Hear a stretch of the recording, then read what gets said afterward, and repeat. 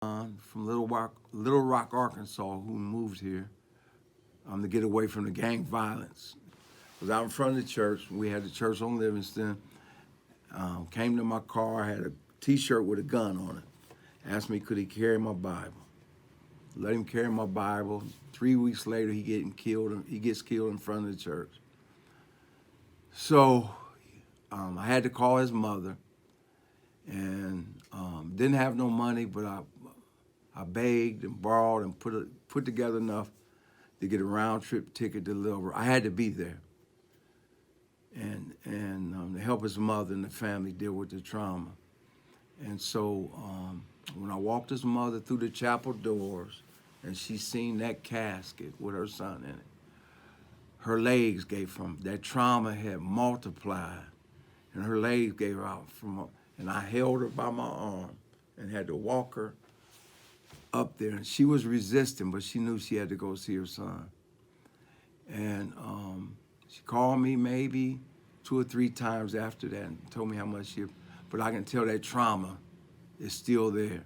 So Columbus, the trauma of affecting people that's not even, don't even know who got killed. Don't know a face, haven't been to the funeral, but I know somebody got killed in my neighborhood. So it affects the whole city. It depreciates the city. So we have this, even though we ain't been touched by it, white, black. Your church ain't been touched by it, but it has been touched by it, the trauma. So you go through that, and you know that's where that person got killed at. So the pain, you can't tell people when to heal. You can't tell them how long to heal, or even the process. The 5 stages of grief. That's good in the book. And sometimes I'll see it like that. But then you got that, hey, the deacon in my church, his son got murdered on Cleveland Avenue. He doesn't say anything. Never said nothing about his son, but that trauma's on him. Never seen him cry. Never seen him cry, but he crying. He crying. It just ain't tears.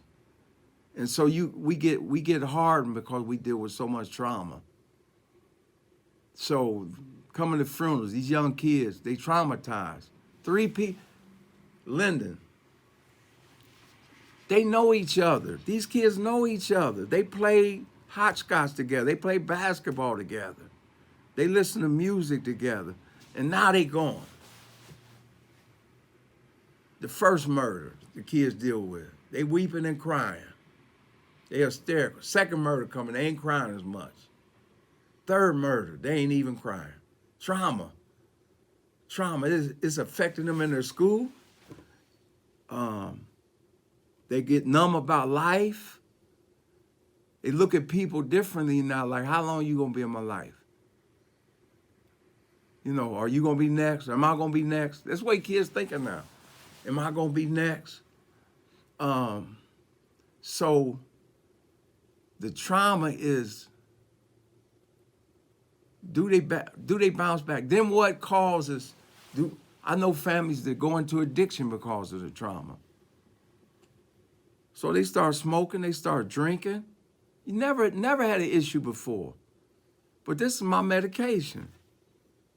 Or now you're dealing with psychosis, you paranoid.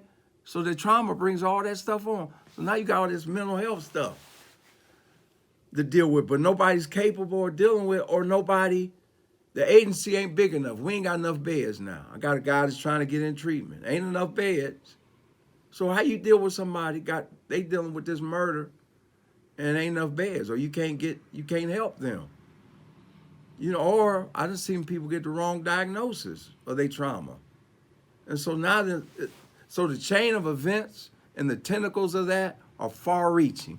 There is no area in the neighborhood that's not affected by trauma. No area. No area. If it happened in the hilltop, I don't know that brother, but I do know him. That's trauma. Especially those that God has given you a seat of authority in the community.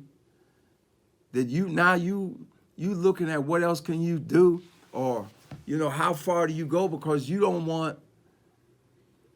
can't deal with that trauma. Like sometimes I had to back up and catch my breath. Like even having this conversation today, all this stuff is piled up. Yeah. It's piled up, and David said, "I was glad that I was afflicted, I might know your statutes." So a lot of stuff that happens around me, it makes me dig in deeper. I can't do this without God. Yeah. So